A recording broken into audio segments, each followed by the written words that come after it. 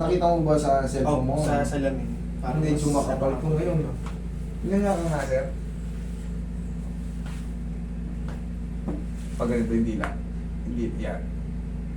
Okay, Sara. Sige. Pag nakanganga ka, sige nga. Sara. Anong nararamdaman mo? Parang tagilid po yung ano. Ganun ka yung ngipin mo? Okay. Sa tingin ko sa bite mo, sir. Sa bite mo. Kasi yung ngipin mo, hindi siya ano yun. Hindi siya ganito. Yung parang magtatama yung ano. Medyo pag ganun yung ngipin mo, sir eh. Pero hindi kasi yan basta-basta ina-adjust nang walang masakit.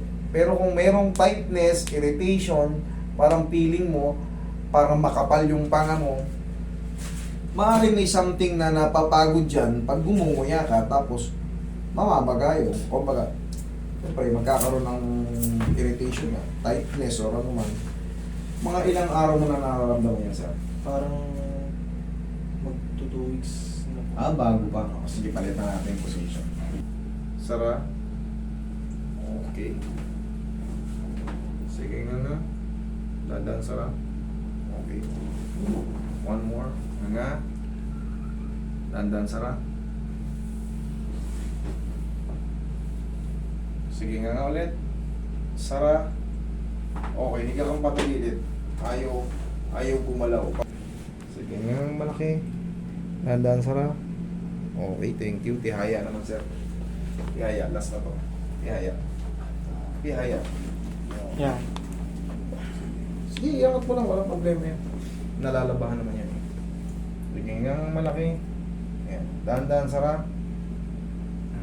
Okay, upo. Tapos, ganito. Ikab tayo. Sabay tayo mamigab. Ganito.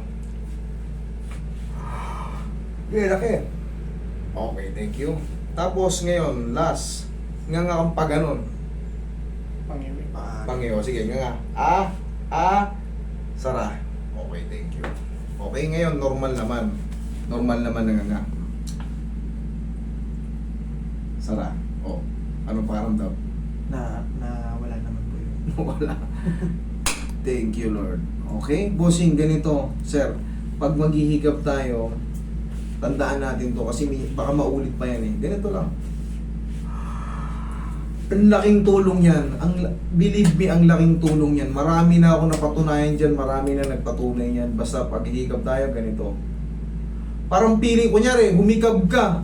Parang nabitin yung hikab mo. Parang gusto mo itodo, basta diinan mo lang to. Magpapap yan kung sakali man lumis. Kaya mong ibalik yan. Basta yung araw na yun pa lang. Okay? Ganun, no? Okay, wala na, bossing? Thank you.